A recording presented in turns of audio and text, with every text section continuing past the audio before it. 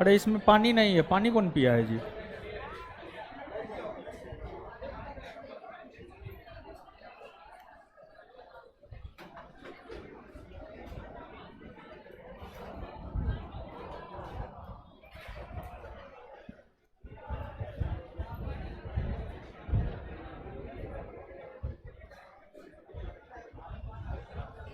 चलिए बैठ जाइए।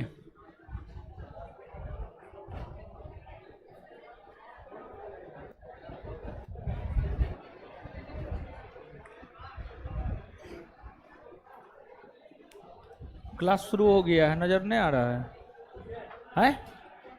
क्या है? अभी क्लास शुरू हो गया है, अभी जाइए। कौन चीज का क्वेश्चन है? हाँ, क्या दिक्कत है? 40 नंबर क्वेश्चन, 42 नंबर क्वेश्चन सही है, जो लिखा है वो सही है।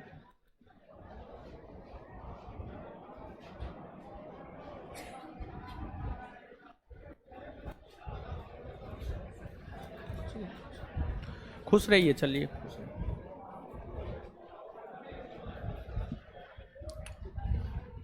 चलिए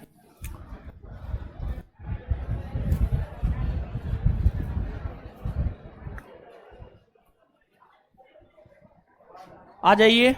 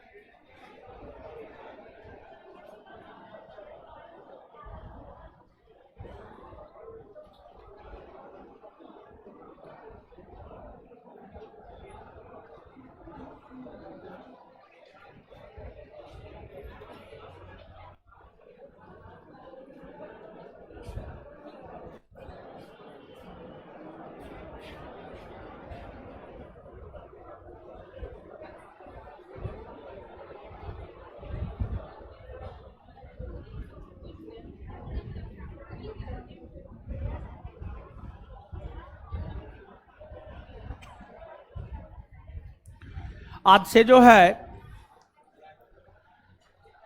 आधुनिक भारतीय इतिहास के चौथे चैप्टर की शुरुआत हो रही है। और जो चौथा चैप्टर है वह है हम लोगों का भारत में ब्रिटिश शासकों की आर्थिक नीति एवं उसका प्रभाव। भारत में ब्रिटिश शासकों का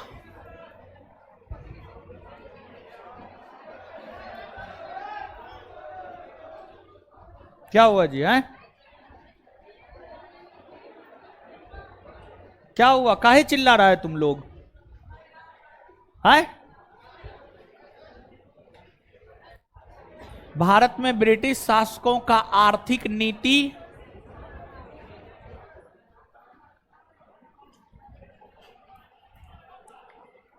और उसका प्रभाव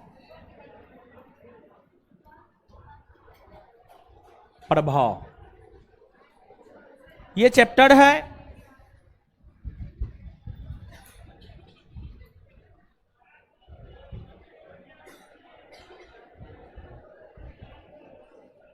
इस चैप्टर को हम लोगों को पढ़ना है।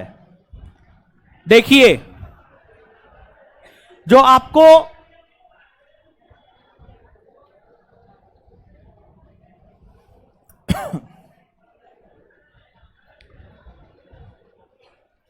ब्रिटिश सरकार की नीतियां थी, ब्रिटिश सरकार की नीतियां जो है भारत को कहीं ना कहीं कंगाली के दौर में लाने में अपना महत्वपूर्ण भूमिका अदा किया। आपको जब तक ब्रिटिशों का आगमन भारत में नहीं हुआ था, जब तक ब्रिटिशों का आगमन भारत में नहीं हुआ था, तब तक या उससे पहले तक भारत की अर्थव्यवस्था काफी समृद्धशाली मानी जाती थी और ब्रिटिशों के आगमन से पहले भारत की अर्थव्यवस्था विश्व की प्रमुख अर्थव्यवस्थाओं में शामिल हुआ करती थी।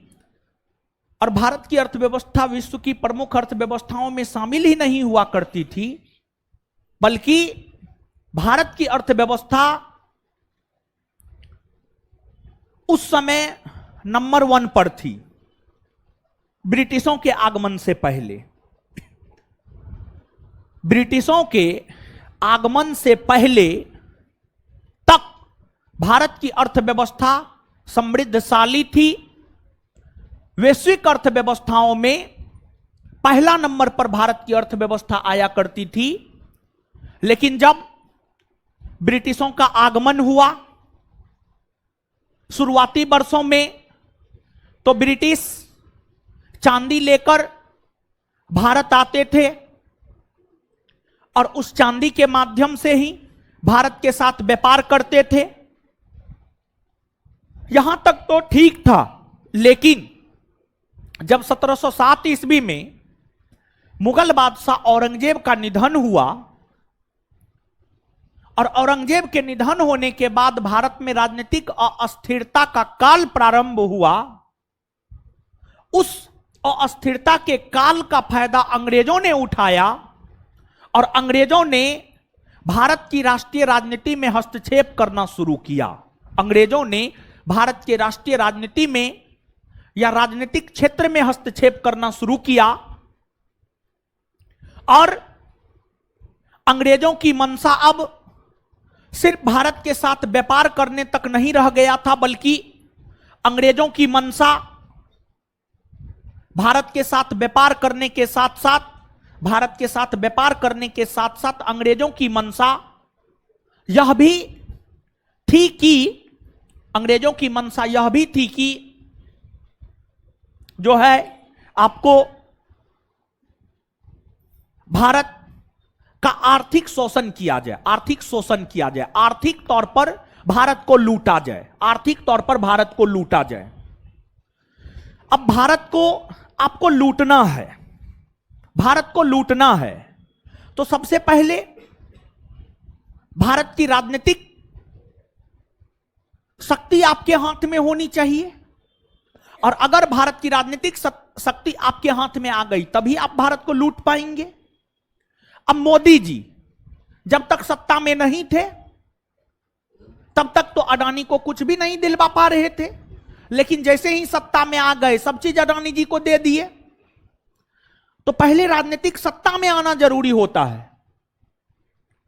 तो अंग्रेज औरंगजेब के निधन होने के बाद अयोग्य मुगल बादशाह होने का फायदा उठाया और उसी का फायदा उठाते हुए अंग्रेजों ने भारत की राजनीतिक शक्ति अपने हाथ में कर ली, भारत की शासन प्रणाली, शासन प्रशासन अपने हाथ में कर ली। और जब अंग्रेज अपने आप को राजनीतिक तौर पर शक्तिशाली बना रहा था या शक्तिशाली बनाने का प्रयास कर रहा था, तो उस क्रम में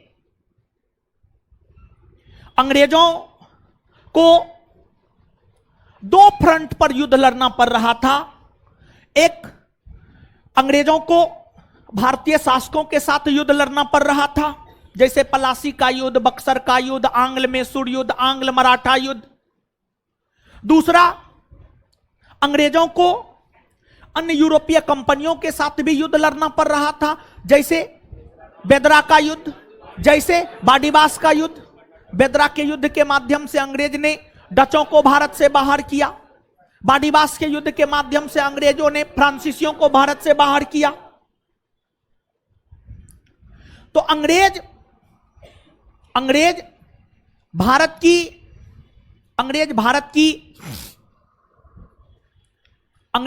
की राजनीतिक पर अपना अधिकार जमाने के लिए अंग्रेज भारत पर अपने राजनीतिक सत्ता की स्थापना को लेकर युद्ध लड़ रहे थे और उन युद्धों के माध्यम से ही अंग्रेजों ने भारतीय शासकों को भी पराजित किया।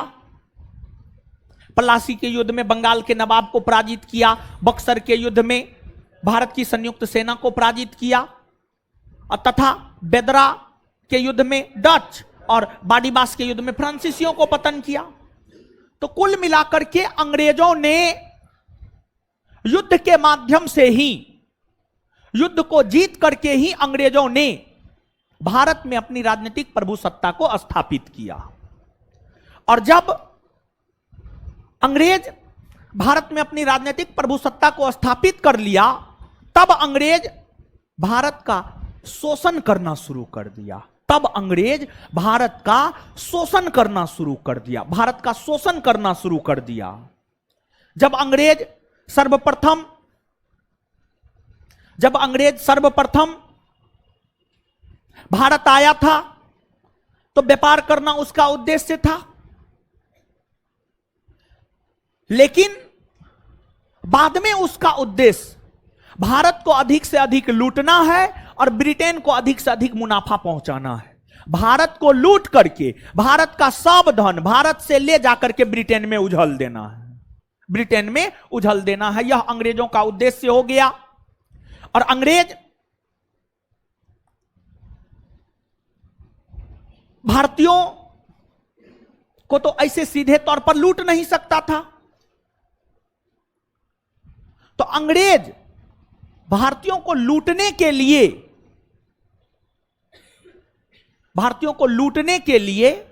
भारतीयों का आर्थिक तौर पर शोषण करने के लिए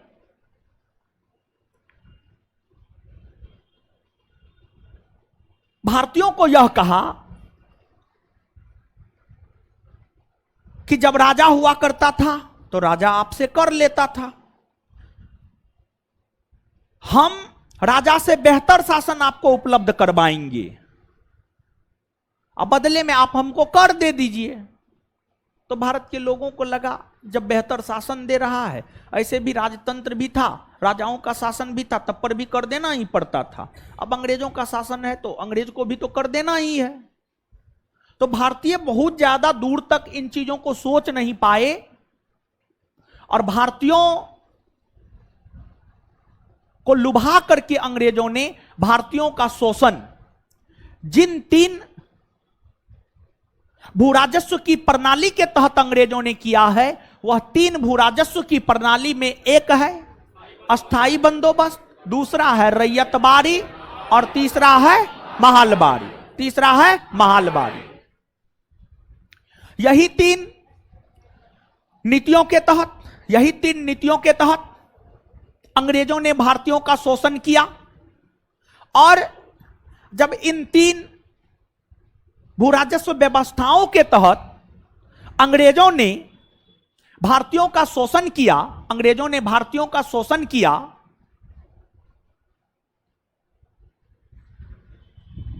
बाद में जाकर 1857 के विद्रोह होने के बाद जब भारत के भीतर राष्ट्रवाद का विकास हुआ, तो भारत के बुद्धिजीवियों ने इस और भारत के लोगों का ध्यान आकृष्ट करवाया कि अंग्रेज हम लोगों का तो शोषण कर रहा है। 1857 के विद्रोह से पहले तक भारतीयों को नहीं लगता था कि अंग्रेज हम लोगों का शोषण कर रहा है ना। 1857 के विद्रोह के बाद भारत के बुद्धिजीवी वर्ग के लोगों ने भारत के लोगों का ध्यान इस और आकृष्ट करवाया कि ये जो अंग्रेज हम लोगों का शोषण कर रहा है और अंग्रेज भारतीयों का शोषण कर रहा है। इस और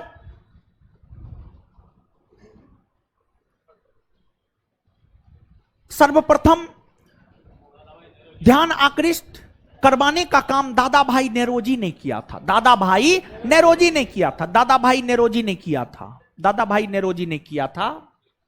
और दादा भाई नेरोजी ने जो है, दादा भाई नेरोजी ने जो है आपको एक सिद्धांत दिया था जिसे हम लोग धन के निष्कासन का सिद्धांत कहते हैं। धन के निष्कासन का सिद्धांत।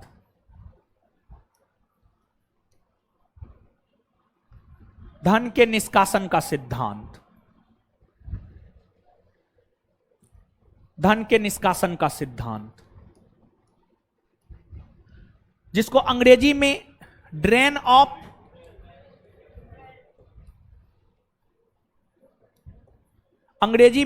ऑफ वेल्थ कहा जाता है, या धन के निष्कासन के सिद्धांत को ही जो है हम लोग धन के बहिर्गमन का सिद्धांत भी कहते हैं। धन के बहिर्गमन का सिद्धांत भी कहते हैं।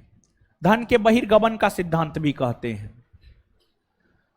तो धन के निष्कासन का सिद्धांत या धन के बहिर्गमन का सिद्धांत दादा भाई नेरोजी ने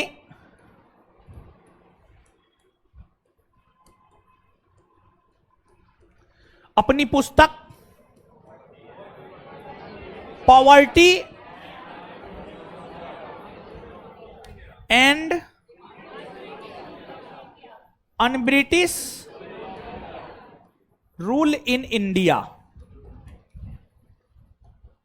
नामक पुस्तक में दिया। और इस सिद्धांत के माध्यम से दादा भाई नेरोजी पहली बार भारत के लोगों का ध्यान इस और आकृष्ट करवाया कि जो अंग्रेज है, अंग्रेज हम भारतीयों का शोषण कर रहा है। अंग्रेज हम भारतीयों का शोषण कर रहा है। और इस बात का प्रसार दादा भाई नेरोजी ने सिर्फ भारत में नहीं किया, बल्कि इस बात का प्रसार दादा भाई नेरोजी ने इंग्लैंड भी जाकर किया। भारत के भीतर भारत के लोगों को बताया कि ऐसा हो रहा है, और इंग्लैंड जाकर इंग्लैंड की सत्ता को चेताया और कहा कि आप लोग भारतीयों का शोषण कर रहे हैं। देखिए होता क्या था, आप इस बात को ऐसे समझिएगा, आप अपने पर लेकर समझिएगा। जैसे मान लिया जाए कि आपका गार्जियन आप पर पैसा खर्च कर रहा है। आपका गार्जियन आप पर पैसा खर्च कर रहा है और आप पटना में चाय दुकान पर सुट्टा मारते हैं, इको पार्क में लड़की को घुमाते हैं। हल्ला मत कीजिए, समझिए, हल्ला नहीं तो क्या कभी सफल हो पाइएगा? नहीं।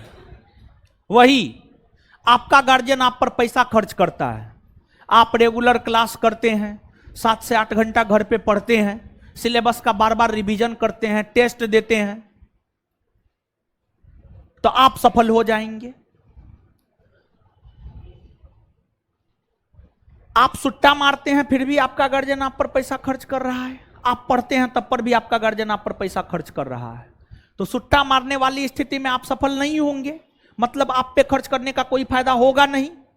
और अगर आप पे खर्च करने का कोई फायदा नहीं हुआ, मतलब वो धन बर्बाद हो गया। अगर आप सफल होकर के नहीं जाते हैं, अगर आप अपने जीवन में सफल नहीं हुए हैं, मतलब अभी जो आपका गार्जियन आपके ऊपर खर्च कर रहा है वह बेकार है।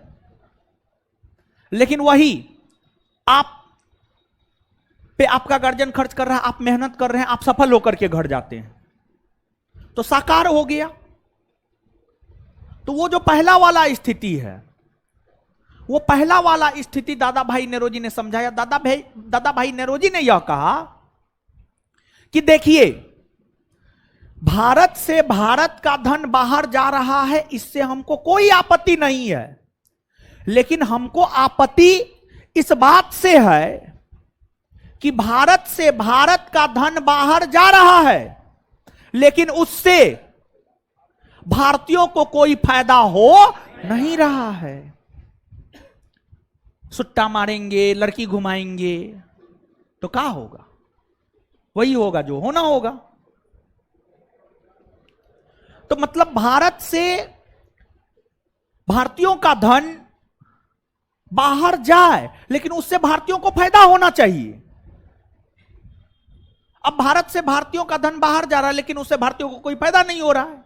यही बात तो दादा भाई नेहरू ने बताया। इसी को तो धन के निष्कासन का सिद्धांत कहा जाता है। और ब्रिटिश सरकार की, अंग्रेजी सरकार की जो नीतियां थी, उन नीतियों ने ही भारत में भूखमरी, बेरोजगारी, अकाल, गरीबी, इन सभी को जन्म दिया। और तब फिर जब भारत में अकाल पड़ गया, तब अंग्रेजों ने अकाल पर नियंत्रण पाने के लिए अकाल आयोग सबका गठन किया। अकाल आयोग का गठन किया। तो अलग अलग कालखंड में हमेशा देखिए, अंग्रेज हमेशा यही सोचता था कि भारतीयों के शरीर के नस से खून कैसे निकाल ले, कितना अधिक से अधिक खून निकाले, इतना निकाले कि मर जाए। सिरिंज घुसा करके पूरा खून निकाल लेता था। तो क्या होगा, पूरा खून निकलेगा तो शरीर बर्बाद न होगा जी। आई? तो अंग्रेजों की नीतियां खून चूसने वाली नीतियां थी, जिसने भारत को कंगाली के दौर में लाकर खड़ा कर दिया। तो जो धन के निष्कासन का सिद्धांत है, धन के निष्कासन के सिद्धांत का समर्थन, धन के निष्कासन के सिद्धांत का समर्थन भारत के अन्य बुद्धिजीवियों ने किया, भारत के अर्थशास्त्रियों ने किया। जैसे आरसी दत्त हो गए, महादेव गोविंद राणा डे हो गए। इन लोगों ने धन के निष्कासन के सिद्धांत का समर्थन किया और कहा कि ना, दादा भाई नेहरू जी सही बोल रहे हैं। और दादा भाई नेहरू जी ने धन के निष्कासन को अनिष्टों का अनिष्ट कहा, और आरसी दत्त ने इसे बहते हुए घाव के समान बताया। कई सारे पत्र पत्रिकाओं ने भी धन के निष्कासन के सिद्धांत का समर्थन किया। जैसे आपको अमृत बाजार पत्रिका का नाम आप सुने होंगे। शिशिर कुमार घोष, अमृत बाजार पत्रिका ने धन के निष्कासन के सिद्धांत का समर्थन किया। अमृत बाजार पत्रिका ने धन के निष्कासन के सिद्धांत का समर्थन किया और कहा ना, दादा भाई नेहरू जी सही कह रहे हैं। और शुरुआती वर्षों में जब कांग्रेस की स्थापना 1885 ईस्वी में हुई थी, तो कांग्रेस इस बात को स्वीकार नहीं किया। लेकिन बाद में जाकर जब कांग्रेस थोड़ा मजबूत हुआ और निर्णय स्वयं लेना शुरू किया, तब कांग्रेस ने भी धन के निष्कासन के सिद्धांत को स्वीकार किया था। और कांग्रेस ने अपने 1896 के कलकत्ता अधिवेशन में धन के निष्कासन के सिद्धांत को स्वीकार किया था। और दादा भाई नेहरू जी ही पहले भारतीय हैं जो इस और तो भारत के लोगों का ध्यान आकृष्ट करवाए हैं कि भारत का आर्थिक तौर पर शोषण हो रहा है। साथ ही साथ भारत के लोगों के राष्ट्रीय आय की गणना भी उन्होंने किया। पहली बार बिहार दरोगा का यह पूछा हुआ क्वेश्चन है, भारत के लिए राष्ट्रीय आय की गणना करने वाले प्रथम भारतीय राजनेता कौन थे? तो आंसर होगा दादा भाई नेहरू जी होगा। तो जो आपको ब्रिटिशों की नीतियां हैं, अंग्रेजों की नीतियों में जो आपको 3 भू राजस्व नीतियां हैं, अस्थाई बंदोबस्त, महलबारी, रैयतबारी। इसको हम लोग थोड़ा सा समझ लेते हैं। समझ रहे हैं? ऊपर से नहीं ना जा रहा है? हाँ, तो ऐसा तो कुछ नहीं बोले हैं कि ऊपर से जाना चाहिए, हाँ नहीं ना। हाँ, देखिए, अंग्रेजों के भारत आगमन से पहले भारत बहुत बेहतर था। अंग्रेजों ने लूट कर कंगाल बना दिया, फिर भारत गरीब हो गया। कंगाल बनाकर अंग्रेज गया, जब तक भारत कंगाल नहीं बना तब तक अंग्रेज नहीं गया, पूरा लूट लिया। और तब अंग्रेज 1947 में चला गया। 1947 के समय भारत बहुत गरीब था, बहुत। चलिए, तो अब आप इस बात को समझिएगा कि जो 3 भूराजस्व प्रणाली थी, इन 3 भूराजस्व प्रणाली से इतर एक आपको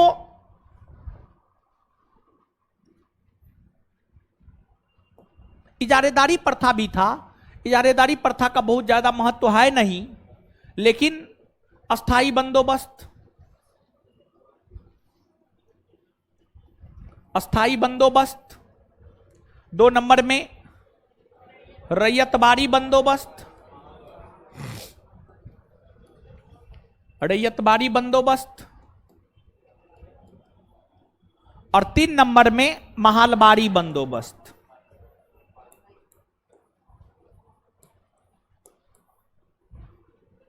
महलबारी बंदोबस्त, देखिए, सबसे पहली बात तो यही है कि जो अस्थाई बंदोबस्त है, अस्थाई बंदोबस्त को कई नामों से जाना जाता है।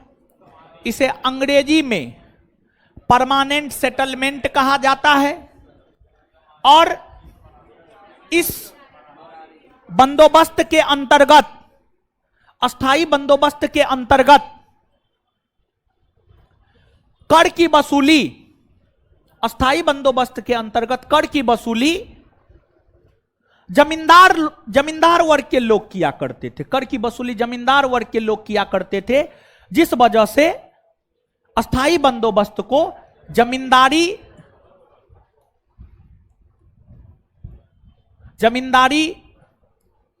प्रथा भी कहा गया, जमींदारी प्रथा भी कहा गया। और इससे इतर इसे इस्तमरारी बंदोबस्त भी कहा गया, इस्तमरारी बंदोबस्त, इस्तमरारी बंदोबस्त। तो पहली बात तो यही है कि जो अस्थाई बंदोबस्त है, इस अस्थाई बंदोबस्त को कई सारे नामों से जाना जाता है। और इस अस्थाई बंदोबस्त की योजना सर जॉन शोर ने तैयार किया था। जो अस्थाई बंदोबस्त है, इसकी योजना जो है आपको सर जॉन शोर ने तैयार किया था। और इस अस्थाई बंदोबस्त को लागू किया गया था 1793 ईस्वी में, और 1793 ईस्वी में इसे लागू किया गया था लॉर्ड कॉर्नवालिस, लॉर्ड कॉर्नवालिस के द्वारा लागू किया गया था। इस भूराजस्व की प्रथा के तहत आपको अंग्रेजी कंपनी का राजकोष था। अंग्रेजी कंपनी के राजकोष के बाद जमींदार था, जमींदार के बाद किसान था, किसान था। खेत में फसलों का उत्पादन किसान करता था, किसान से भूराजस्व जमींदार लेता था, और जमींदार अंग्रेजी कंपनी के राजकोष में जाकर जमा कर देता था। मतलब इस भूराजस्व की प्रणाली के तहत अंग्रेजी कंपनी के राजकोष और किसान के बीच एक बिचौलिया था, उस बिचौलिया का नाम था जमींदार। एक बिचौलिया था, उस बिचौलिया का नाम था जमींदार।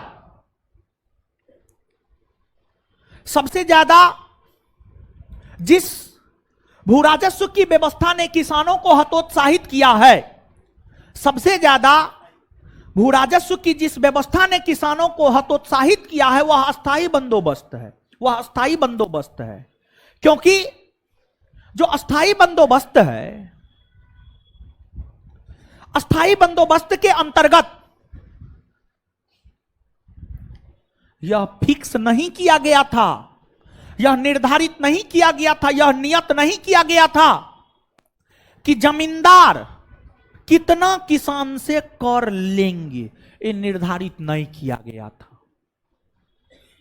लेकिन यह कह दिया गया था जमींदार किसान से जितना लेंगे उसका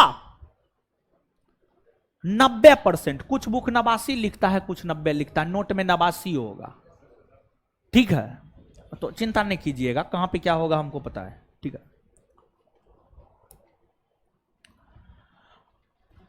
तो इस भूराजस्व की प्रणाली के अंतर्गत यह नियत नहीं किया गया था कि जमींदार किसान से कितना लेगा, लेकिन यह कह दिया गया था जमींदार किसान से जितना लेगा उसका 90% अंग्रेजी कंपनी के राजकोष में देगा, और बाद बाकी जमींदार 10% अपने पास रखेगा, 10% अपने पास रखेगा। अब जमींदार जितना किसान से अधिक लेता उतना जमींदार को बचता, उतना जमींदार को बचता, जिस कारण जमींदार किसानों से अधिक भू राजस्व लेने लगा, किसानों से अधिक भू राजस्व लेने लगा। हुआ ये, किसान को लगने लगा खेत में मेहनत हम करते हैं, फसल उगाते हैं हम हैं, और सब जमींदार आकर के ले लेता था और अंग्रेजी कंपनी के राजकोष में जाकर दे देता था। तो किसान बहुत अधिक हतोत्साहित हुए, और किसान इतने अधिक हतोत्साहित हो गए कि किसान को लगने लगा कि खेती करने से कुछ भी होने नहीं जा रहा है। जैसे आज भी भारत के किसानों को लगता है, किसान परिवार के बीच जाकर बैठिए, वो लोग कहेंगे खेती बाड़ी से कुछ होता है, कुछ नहीं होता है, और सच में खेती बाड़ी से कुछ नहीं होता है। अगर खेती बाड़ी से कुछ होता तो किसान अपने बेटा को पढ़ने के लिए पटना नहीं भेजता, और अगर खेती बाड़ी से कुछ होता तो किसान अपनी बेटी के विवाह के लिए जमीन नहीं बेचता। तो खेती बाड़ी से कुछ होता नहीं है। आप में से अधिकतर ऐसे बच्चे होंगे, अधिकतर ऐसे छात्र होंगे जिनके पिताजी किसान होंगे, अधिकतर। लेकिन आप लोग तो यहां पर आने के बाद लगता है कि पता नहीं कहां आ गए हैं, कितना स्वतंत्र हो गए हैं।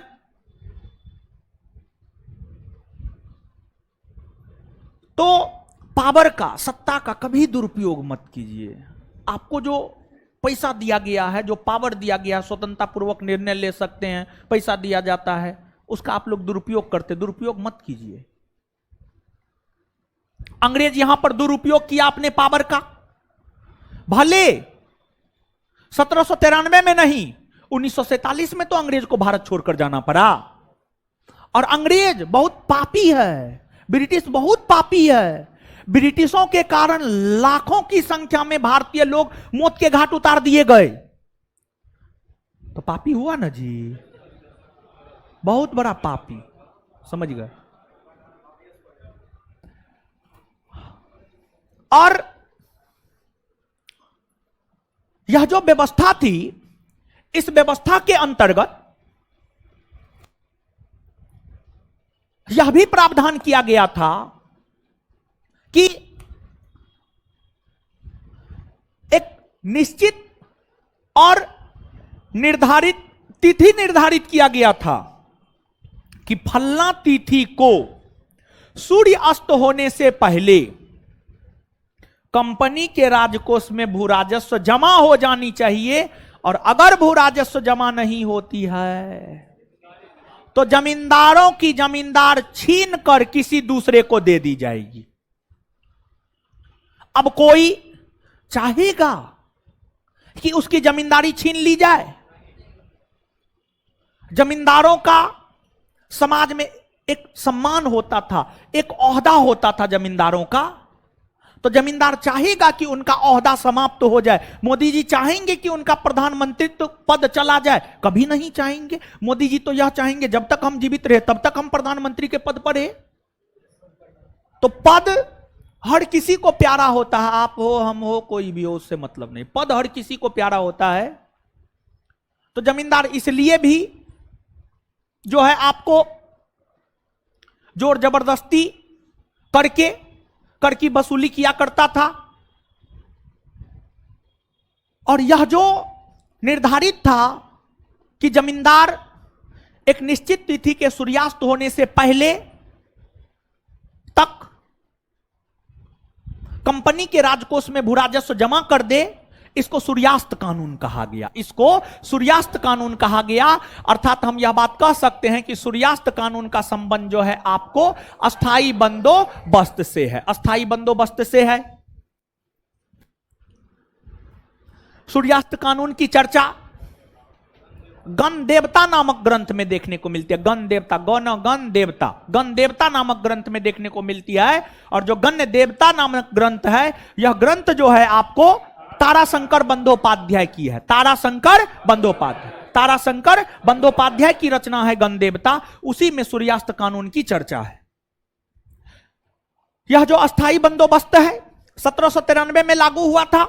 जब आप 1793 के वर्ष को देखेंगे, उसको समझेंगे, तो आपको यह पता चलेगा कि 1793 के समय अंग्रेज बहुत ज्यादा भारत में नहीं फैला था। 1793 तक अंग्रेज भारत में बहुत ज्यादा नहीं फैला था। 1793 ईस्वी तक मुख्य तौर पर अंग्रेज इन क्षेत्रों में अंग्रेजों का अधिकार हो गया था। और दक्षिण भारत के अंतर्गत कर्नाटक के क्षेत्र पर अधिकार हो गया था। मैसूर के क्षेत्र पर थोड़ा बहुत अधिकार हो गया था। तमिलनाडु के क्षेत्र पर थोड़ा बहुत अधिकार हो गया था। इस समय तक अंग्रेजों का शासन पूरे भारतवर्ष में नहीं हुआ करता था। मुख्य तौर पर भारत के पूर्वी भाग और दक्षिणी भाग में थोड़ा बहुत हुआ करता था। तो अंग्रेज ने अस्थाई बंदोबस्त मुख्यतः भारत के पूर्वी भाग में लागू किया। बिहार, बंगाल, उड़ीसा के क्षेत्र में लागू किया। बिहार, बंगाल, उड़ीसा के क्षेत्र में लागू किया। और अस्थाई बंदोबस्त संपूर्ण ब्रिटिश शासित क्षेत्र के जितने प्रतिशत भूभाग पर ब्रिटिशों का अधिकार था,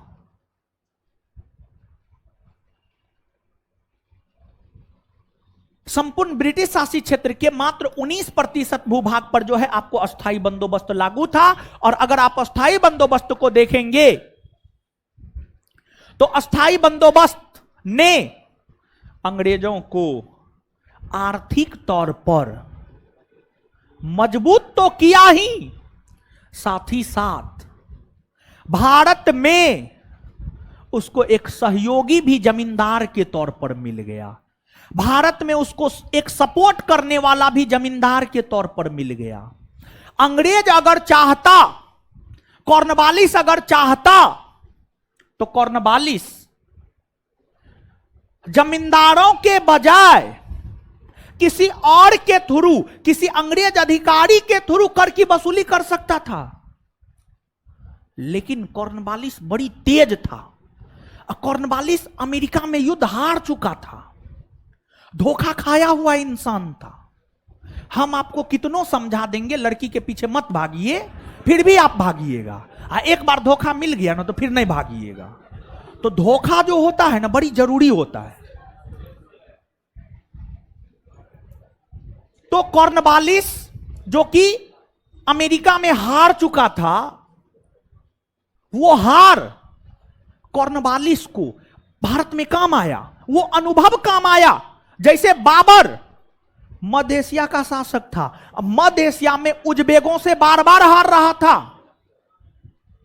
लेकिन वही हार भारत में काम आ गया।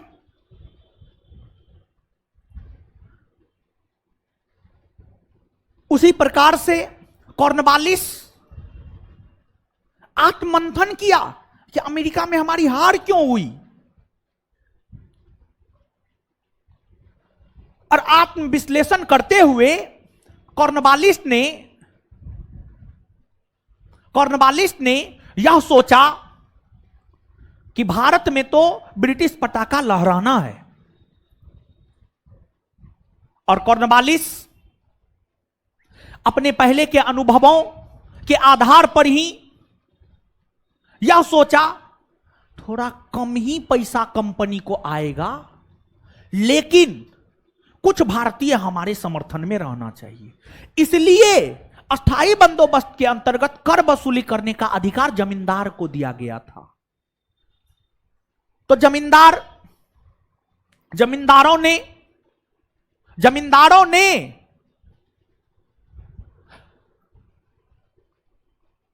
भारत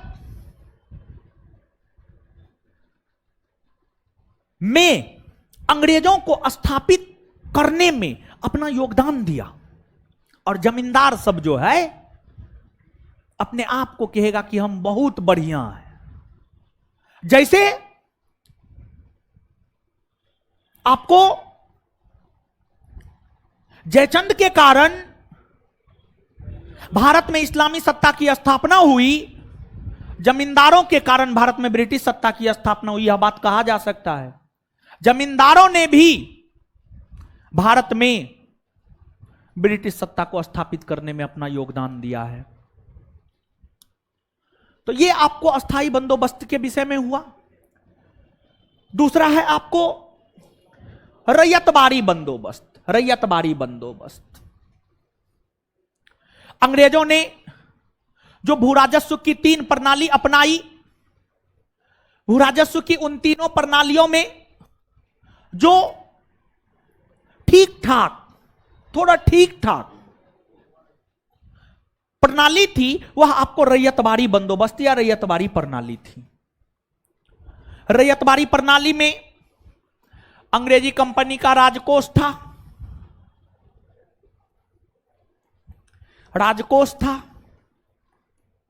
और किसान और अंग्रेजी कंपनी के राजकोष के बीच में कोई बिचौलिया नहीं था। इस राजस्व प्रणाली के अंतर्गत किसान के खेत में जितना उपजता था ना, उस उपज का 1/3 भाग इस बंदोबस्त में निर्धारित किया गया था कि किसान अपने उत्पादन का 1/3 भाग, किसान अपने खेत में उत्पादन का 1/3 भाग अंग्रेजी कंपनी के राजकोष में सीधे तौर पर जाकर जमा कर देगा। और इस व्यवस्था के अंतर्गत अंग्रेजी कंपनी के राजकोष और किसान के बीच कोई बिचौलिया नहीं था। किसान सीधे तौर पर जाकर के जमा करता था। यह बंदोबस्त 30 वर्षों के लिए लागू किया गया था। इस बंदोबस्त के अंतर्गत जो भूमि होता था, भूमि पर किसान का स्वामित्व माना जाता था, मतलब भूमि पर किसान का अधिकार माना जाता था। भूमि पर किसान का अधिकार माना जाता था और किसान भूमि बेच भी सकता था, गिरवी भी रख सकता था, लेकिन अंतिम तौर पर भूमि पर ब्रिटिशों का ही अधिकार था।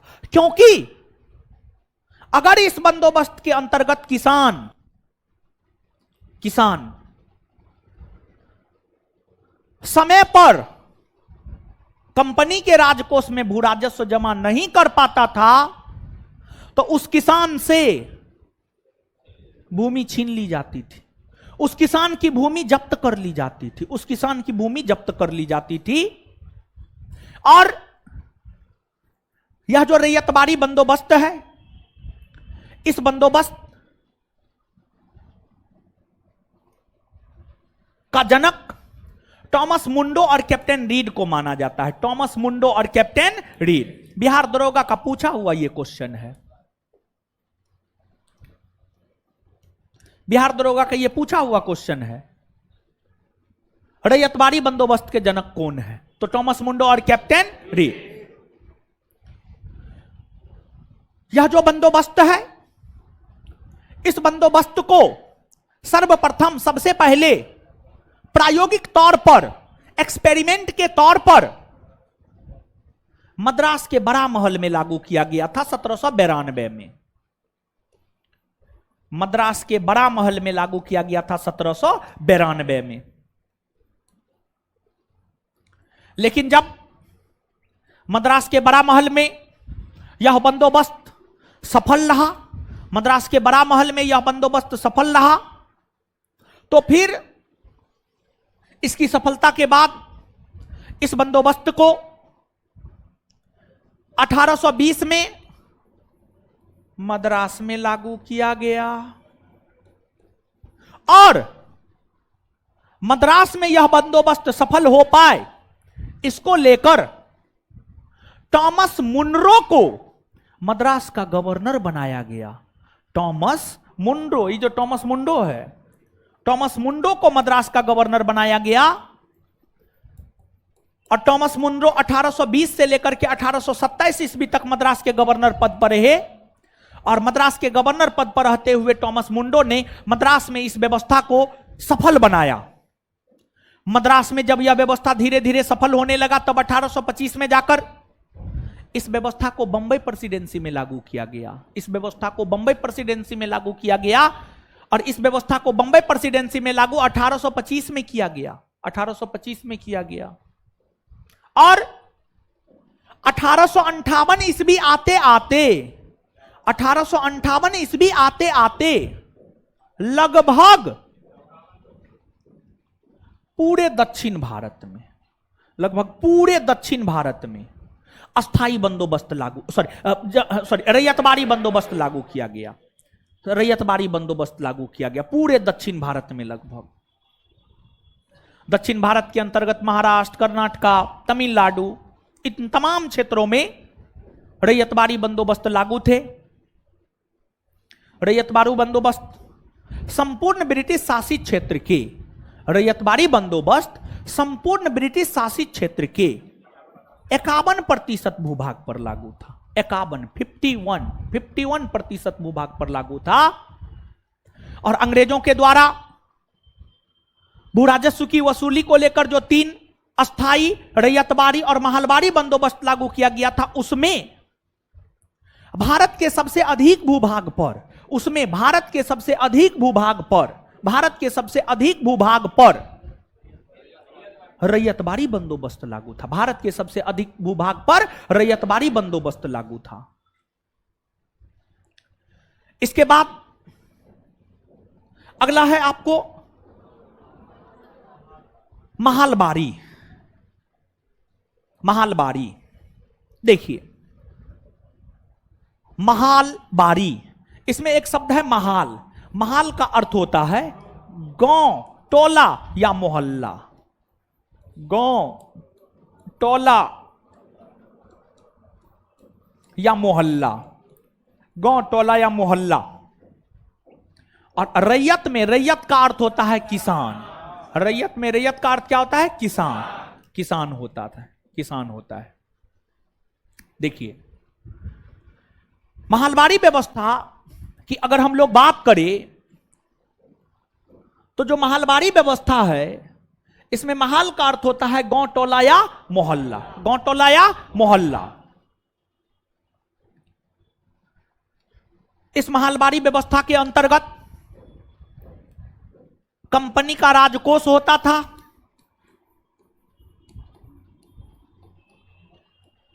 गांव या टोला मोहल्ला का एक मुखिया होता था और किसान होता था। किसान होता था। इस व्यवस्था में भी किसान और अंग्रेजी कंपनी के राजकोष के बीच एक बिचौलिया था। वह बिचौलिया था गांव का मुखिया, गांव, टोला या मोहल्ला का मुखिया। गांव, टोला या मोहल्ला का मुखिया, वो बिचौलिया था, बिचौलिया था। इस व्यवस्था के अंतर्गत होता यह था कि गांव टोला या मोहल्ला का मुखिया अपने गांव के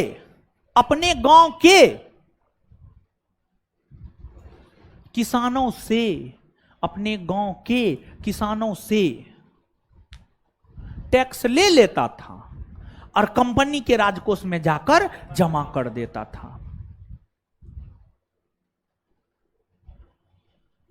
यह जो व्यवस्था है महलबारी व्यवस्था, इसके सूत्रपात करने का श्रेय हॉल्ट मैकेंजी को जाता है। महलबारी व्यवस्था के सूत्रपात करने का श्रेय हॉल्ट मैकेंजी को जाता है। यह व्यवस्था भारत के उत्तरी भाग में लागू किया गया था। भारत के उत्तरी भाग मतलब भारत के इस क्षेत्र में लागू किया गया था। और यह व्यवस्था संपूर्ण ब्रिटिश शासित क्षेत्र के लगभग 30% भूभाग पर यह व्यवस्था लागू किया गया था। यह व्यवस्था पंजाब, हरियाणा, उत्तर प्रदेश जैसे क्षेत्रों में यह व्यवस्था जो है आपको लागू किया गया था। यह व्यवस्था लागू किया गया था। देखिए, होता यह था कि अंग्रेज जो है इन व्यवस्थाओं के तहत तो किसानों से कर की वसूली करता ही था, साथ ही साथ समय समय पर अतिरिक्त कर की भी वसूली अंग्रेज कर लेता था। कोड़ा मारकर, किसान से जोर जबरदस्ती कर कर, जैसे तैसे येन केन प्रकारेन। तो कुल मिलाकर के अगर आप देखेंगे तो आप यह पाएंगे कि भारत के पूर्वी भाग में अस्थाई बंदोबस्त, दक्षिणी भाग में रैयतबाड़ी बंदोबस्त और उत्तरी भाग में महालबाड़ी बंदोबस्त। उत्तरी भाग में महालबाड़ी बंदोबस्त। इसको आपको याद रखना है। क्या करना है? याद रखना है। अब जो है हम लोगों को याद करना है कुछ चीज को। आइए याद करते हैं मेरे साथ, ठीक है? अंग्रेजों के आगमन से पहले भारत की अर्थव्यवस्था अच्छी थी या खराब? है अच्छी थी ना। अंग्रेजों ने भारतीयों का आर्थिक शोषण किया, राजनीतिक शोषण किया या दोनों किया? दोनों किया है, दोनों। अंग्रेज जब अपने आप को भारत में स्थापित करना चाह रहा था तो अंग्रेजों को क्या सिर्फ भारतीय राजा महाराजा से लड़ना पड़ रहा था? सिर्फ ब्रिटिश शक्ति से लड़ना पड़ रहा था या दोनों से? है दोनों से ना। अंग्रेज जब सबसे पहले व्यापार करने आया तो क्या लेकर व्यापार करने आता था? चांदी। क्या? चांदी का सिक्का। और जानते हैं भारत को सोने का चिड़िया क्यों कहा जाता है? देखिए, अंग्रेजों के आगमन से पहले भारत का व्यापार काफी समृद्धशाली था। भारत का व्यापार दक्षिणी एशिया, पश्चिमी एशिया, यूरोप सब देश के साथ हुआ करता था। तो जो सब देश के साथ अंग्रेज का व्यापार हुआ, भारत का व्यापार हुआ करता था और भारतीय वस्तु की मांग विदेशों में बहुत अधिक थी, तो विदेशी सोना चांदी लेकर आता था, भारत को देता था और वस्तु लेकर चला जाता था। तो इसी कारण भारत को बहुत अधिक सोना चांदी की प्राप्ति हो गई थी और यही कारण है कि भारत को सोने का चिड़िया कहा जाने लगा था। भारत को सोने का चिड़िया कहा जाने लगा था। अब अंग्रेजों ने अपनी आर्थिक नीतियों के तहत भारतीयों का शोषण किया। अंग्रेजों ने अपनी आर्थिक नीतियों के तहत भारतीयों का जो शोषण किया, उस और भारतीयों का ध्यान सर्वप्रथम आकृष्ट किसने करवाया? दादा भाई नेहरू जी। दादा भाई, बहुत लड़का लड़की बैठल है मुंह बंद करके, उसको लगता है उसका ससुराल है क्या, कि ससुराल में देखिए नहीं भी कुछ बोलिएगा ना, समय पे सब चीज मिल जाएगा, लेकिन वो भी मुश्किल से 6 महीना साल भर, मुश्किल से, मुश्किल शब्द का प्रयोग किए, मुश्किल से, हाँ समझे। ससुराल में अगर चाहते हैं पूरा सम्मान मिले जीवन भर, दहेज नहीं लीजिएगा, समझे, दहेज नहीं लीजिएगा, अब बीबी का आधा काम कीजिएगा, पूरा सम्मान मिलेगा। ससुराल में आपका सम्मान कौन करेगी? आपकी बीबी करेगी। आपकी बीबी आपका सम्मान करेगी, तभी सालियों सम्मान करेगी। बीबी सम्मान ना करेगी तो सालियों सम्मान ना करेगी, समझे।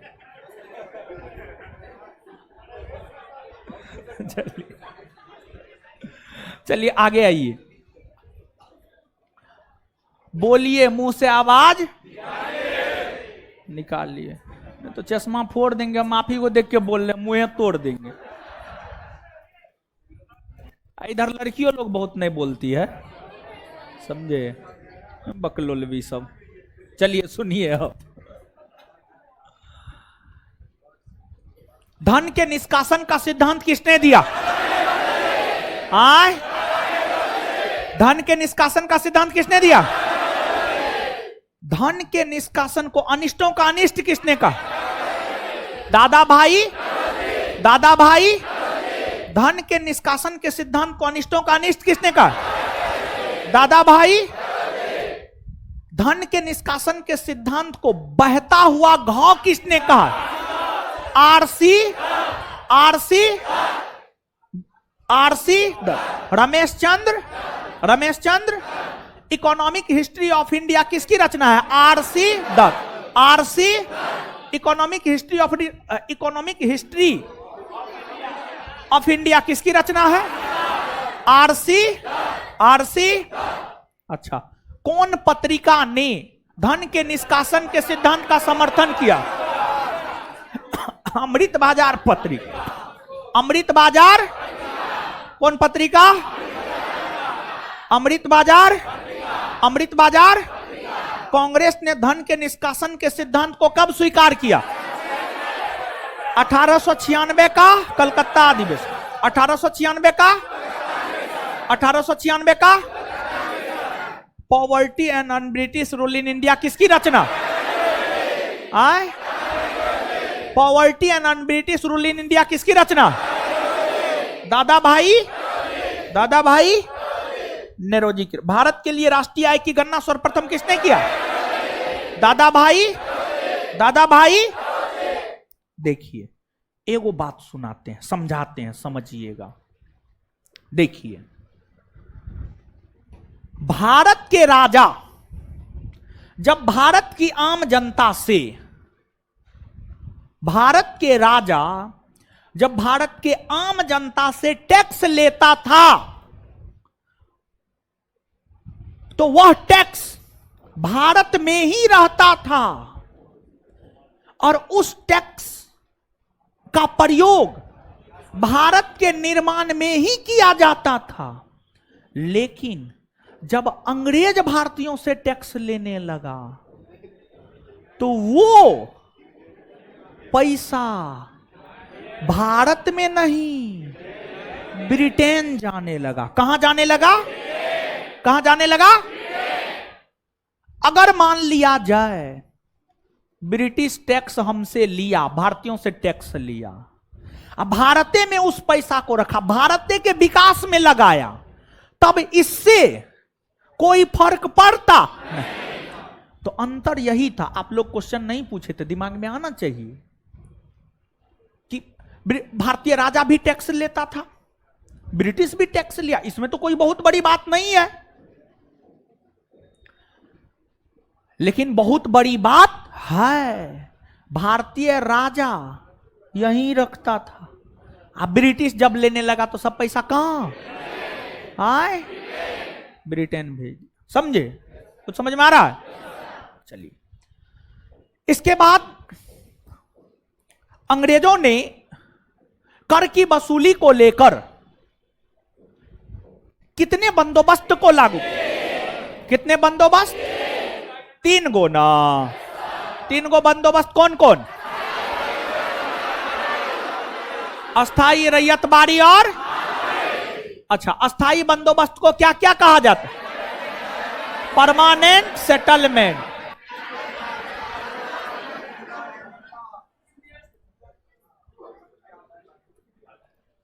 अस्थाई बंदोबस्त की योजना किसने बनाई थी? Sir John. अस्थाई बंदोबस्त की योजना किसने बनाई थी? Sir John. अस्थाई बंदोबस्त लागू कब हुआ है? 1700। किसने लागू किया? सूर्यास्त कानून का संबंध किससे है? अस्थाई। सूर्यास्त कानून की चर्चा कौन ग्रंथ में है? गणदेव। सूर्यास्त कानून की चर्चा कौन ग्रंथ में? आए, सूर्यास्त कानून की चर्चा कौन ग्रंथ में? गण देवता के रचयिता ताराशंकर बंदोपाध्याय। ताराशंकर। सूर्यास्त कानून का संबंध कौन बंदोबस्त? है? सूर्यास्त कानून का संबंध कौन अस्थाई बंदोबस्त से है। गण देवता में सूर्यास्त कानून की चर्चा है। ताराशंकर बंदोपाध्याय ने कौन से ग्रंथ की रचना? गण देवता। अच्छा, अस्थाई बंदोबस्त में अंग्रेजी कंपनी के राजकोर और किसान के बीच बिचौलिया कौन था? कौन था? अच्छा, यह जो है, यह बंदोबस्त जो है भारत के कौन भाग में? पूर्वी भाग में ना। भारत के कौन भाग में? कितना प्रतिशत में? कितना प्रतिशत? कौन कौन से राज्य? बिहार, बंगाल, ओडिशा ना। आगे, रैयत का अर्थ क्या होता? रैयत का अर्थ किसान होता है। रैयतबाड़ी व्यवस्था के अंतर्गत अंग्रेजी कंपनी के राजकोष और किसान के बीच कोई बिचौलिया था? आए? नहीं ना था। इसके अंतर्गत कितना लिया जाता था? उत्पादन का 1/, कितने वर्षों के लिए लागू किया गया? रैयतबाड़ी बंदोबस्त के जन्मदाता थॉमस मुंडो और कैप्टन। रैयतबाड़ी बंदोबस्त के जन्मदाता थॉमस मुंडो और कैप्टन। रैयतबाड़ी बंदोबस्त प्रायोगिक तौर पर सर्वप्रथम कहां लागू हुआ? मद्रास के बड़ा महल। कब? 1700। मद्रास के बड़ा महल 1792। इसके बाद आगे बताइएगा कि आपको जो रैयतबाड़ी बंदोबस्त है, रैयतबाड़ी बंदोबस्त मद्रास में कब लागू हुआ? 1800। मद्रास में इस बंदोबस्त को सफल बनाने के लिए मद्रास का गवर्नर किसे बनाएगा? मद्रास का गवर्नर किसे बनाएगा? थॉमस मुंडो मद्रास के गवर्नर पद पर कब से कब तक रहे? 1820 से 1800। थॉमस मुंडो मद्रास के गवर्नर पद पर कब से कब तक रहे? 1820 से 1800। यह बंबई में कब लागू किया गया? बंबई प्रेसिडेंसी। बंबई प्रेसिडेंसी। यह संपूर्ण ब्रिटिश शासित क्षेत्र के कितने प्रतिशत? भारत के कौन भाग में? दक्षिण भारत ना। तीनों भू राजस्व की व्यवस्था में सबसे अधिक भूभाग पर कौन आए? रैयत। चलिए, महाल का अर्थ क्या होता है? गांव, टोला या? अच्छा, इस व्यवस्था के अंतर्गत अंग्रेजी कंपनी के राजकोर और किसान के बीच कोई बिचौलिया था? गांव का मुखिया ना। चलिए, महलबारी बंदोबस्त का जनक हॉल्ट। महलबारी व्यवस्था का जनक हॉल्ट मैकेंजी। महलबारी व्यवस्था भारत के कौन भाग में? उत्तर भारत में ना। कितने प्रतिशत भूभाग? कितने प्रतिशत? कितने प्रतिशत? 30%। इतना बात समझ में आया? अब देखिए, नोट को एक बार पूरा पढ़ लीजिएगा, एक क्लास और। नोट ना है, आज तोड़ी ये का हो गया। सुबह में निकाले हैं, सुबह में तो हम भेज दिए थे।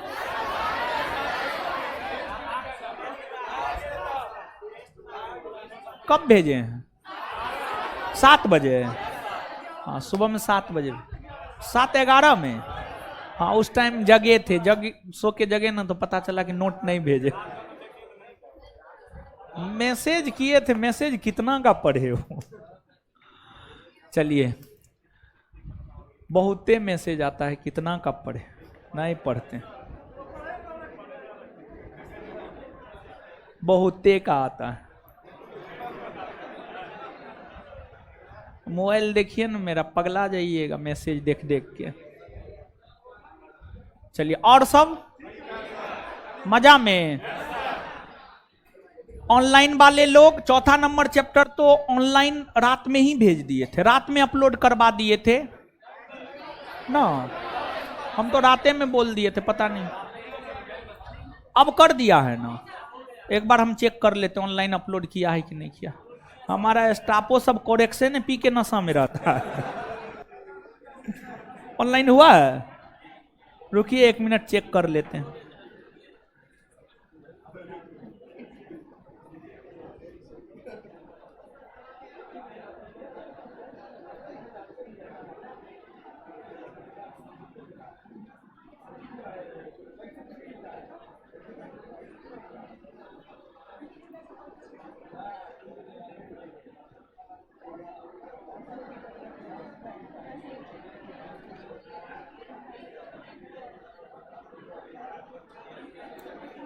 हो गया है।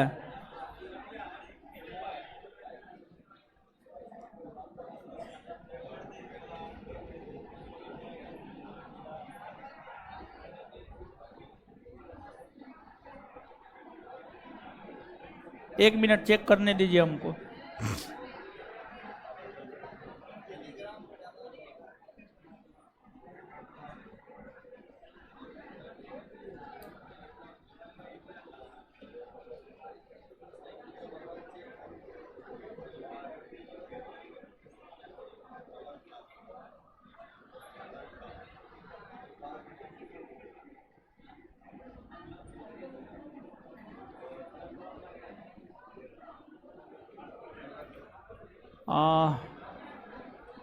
मॉडर्न पीडीएफ होगी, आप लोग देखे हैं?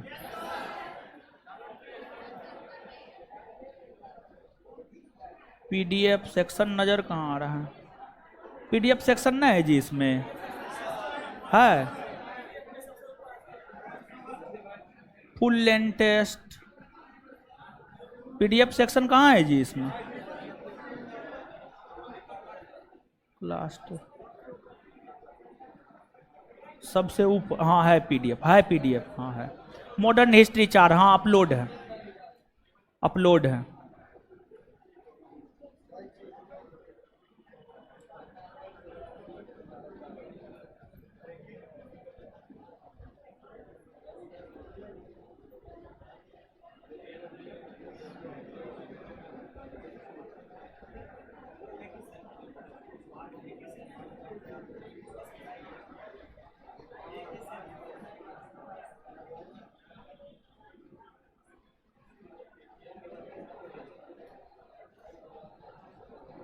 चलिए, है अपलोड है।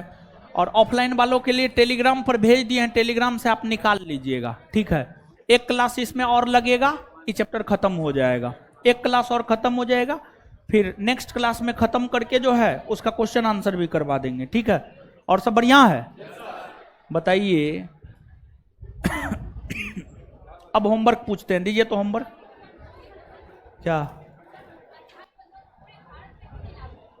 पूरे भारत में ब्रिटिश का शासन था ही नहीं उस समय? 1793 में उसी क्षेत्र में। बाद में क्यों नहीं लागू किया? देखिए, हर क्षेत्र की अपनी अलग अलग एक समस्या होती है, ठीक है। तो जो दक्षिण भारत था ना, दक्षिण भारत में जमींदारी प्रथा बहुत ज्यादा प्रचलन में नहीं था, दक्षिण भारत में जमींदार सब बहुत ज्यादा सशक्त नहीं था, इसलिए भी। ठीक है, दक्षिण भारत में किसाने अपने आप में सशक्त था। चलिए, होमवर्क क्या सब था?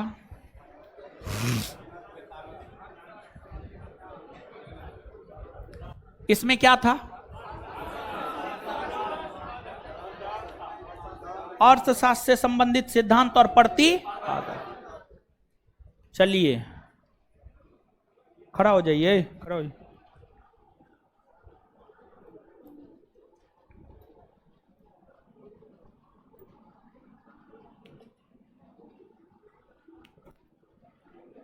प्लानिंग एंड दी पुअर के प्रतिपादक वीएस मिन्हास। बैठ जाइए, चश्मा वाला खड़ा हो जाइए। असंतुलित विकास सिद्धांत के प्रतिपादक हर्शमैन। बैठ जाइए। चलिए उधर चश्मा वाली खड़ा होइए तो। हाँ। अरे आपकी जो वो दोस्त थी वो कहाँ है? घर गई हुई है। विकास का सिद्धांत किसने दिया है? दादा भाई नेरोजी। बैठ जाइए। इधर है चश्मा वाली, इधर खड़ा हो जाइए। इधर इधर ही चश्मा वाली। हाँ। टॉबिन कर किसने दिया है? जेम्स टॉबिन ने दिया है। किसने? जेम्स टॉबिन ने। बैठ जाइए। इधर खड़ा हो ये टी शर्ट।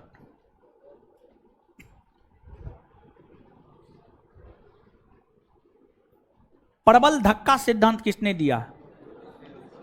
रोजेस्ट्रीन रोडा। रोजेस्ट्रीन रोडा। बैठ जाइए। इधर है लड़का खड़ा हो जाइए। क्षति पूरक राजकोषीय सिद्धांत किसने दिया है? काहे न पढ़े हैं? John Maynard Keynes. बैठ जाइए। पीछे वाले खड़ा हो जाइए। कर दय क्षमता सिद्धांत किसने दिया? क्लार्क। किसने? क्लार्क। क्लार्क। बैठ जाइए। उसके पीछे वाले खड़ा हो जाइए। जीरो बेस बजटिंग किसने दिया? Peter pier. पीटर पायर ने दिया है। चलिए इसके बाद ये विविध व्यक्ति परिचय आप अपना देख लीजिएगा। इसके बाद अगला होमवर्क है बिहार पुलिस अवर निरीक्षक नियुक्ति प्रारंभिक परीक्षा का हल प्रश्न पत्र। बिहार पुलिस अवर निरीक्षक नियुक्ति प्रारंभिक परीक्षा का हल प्रश्न पत्र। परीक्षा तिथि 11/3/2018, द्वितीय पाली। बिहार में पहला कांग्रेस अधिवेशन कहाँ हुआ है? बांकीपुर में। इसमें टोटल 100 का 100 टोटल 100 में 15-20 को तो करेंटे होगा। 80 को क्वेश्चन याद करके आना है। ठीक है, 80 क्वेश्चन देख लीजिएगा पूरा, अगले क्लास में पूछेंगे। तो इस बुक से अगला होमवर्क है आपका पेज नंबर 35 में बिहार पुलिस अवर निरीक्षक नियुक्ति प्रारंभिक परीक्षा का हल प्रश्न पत्र। परीक्षा तिथि 11/3/2018, द्वितीय पाली। ठीक है, इसको देख लीजिएगा। पूरे 100 क्वेश्चन है। 50 कौन चीज का? बच्चा है आप लोग, ग्रेजुएट हो गए हैं। 50 को मुंह तोड़ देंगे हम 50 को का नाम लिए तो। 50 क्वेश्चन। चलिए इसमें क्या था? 6ठी सदी ईस्वी पूर्व में राजनीतिक दशा न। अगला है, सुन लीजिए, यूनानी आक्रमण। ये छोटा चैप्टर है। ठीक है, 100 क्वेश्चन उसमें दिए हैं, इसलिए सिर्फ एगो छोटा सा चैप्टर देता है यूनानी आक्रमण। Chapter number 8। इससे चैप्टर नंबर 8 यूनानी आक्रमण करना है।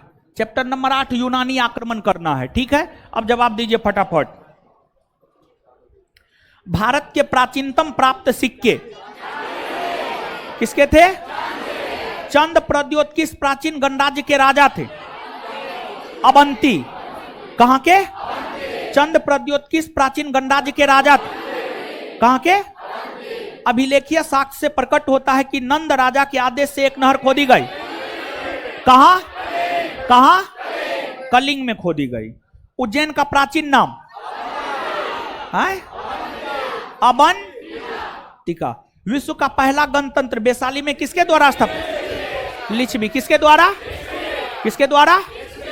लिच्छवी। किस राजा ने पाटलिपुत्रा बसाया था? उदयन ने ना। 16 महाजनपदों की सूची कहां है? अंगुत्तर। मगध की राजधानी कहां है? राजगिरी या राजगिरी या गोदावरी नदी के तट पर कौन सा महाजनपद? कौन? कौन? अशोक। अजात शत्रु के वंश का नाम? कौन वंश? गौतम बुद्ध के समय का प्रसिद्ध वेद जीवक जिसके दरबार से संबंधित था वह था बिंबी। बिंबी नंद वंश के पश्चात मगध पर किस राजवंश ने शासन, किस राजवंश ने? मौर्य वंश ने। मगध में नंद वंश का संस्थापक महापदम, महापदम नंद। ठीक है, अगला होमवर्क भी दे दिया।